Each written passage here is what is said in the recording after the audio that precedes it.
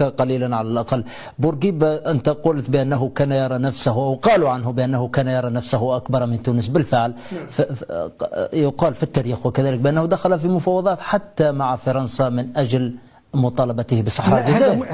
هذا مش كلامنا احنا، هذا الكلام قاله ديغول. لا جوستومون انا لانه كي تكلمنا البارح على القضيه هذه فعلا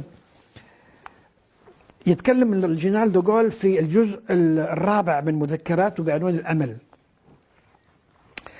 يقول لانه في تلك المرحله جت قضيه بنزرت، وبنزرت يرى فيها الجنرال دوغول انها كانت مناوره من بورقيبة لتحقيق أهداف لا علاقة لها بالحركة الوطنية التونسية.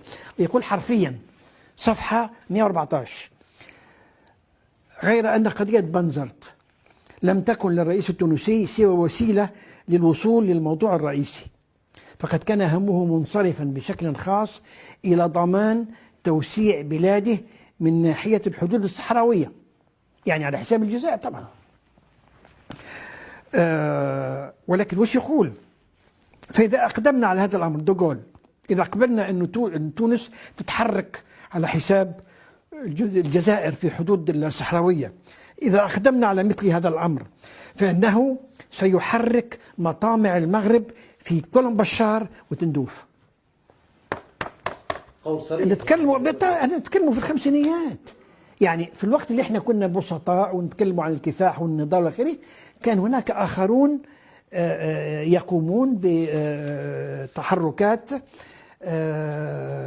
ولهذا يقول الجنرال تونس قبل ان تقرا، تونس كانت تطمع في الصحراء، في الصحراء في الجهه الشرقيه، والمغرب كانت تبحث عن الحدود فيها الجهه الجنوبيه الغربيه. وهذا كلام دوغول مش كلامنا احنا.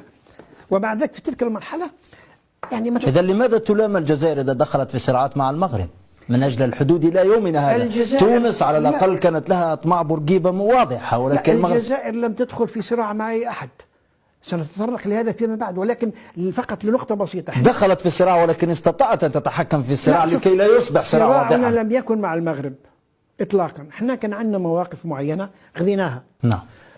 الموقف الرئيسي اللي مشينا على أساسه هو الموقف اللي اتخذته منظمة الوحدة الإفريقية في 63 الذي يخضي باحترام الحدود الموروثة عن الاستقلال.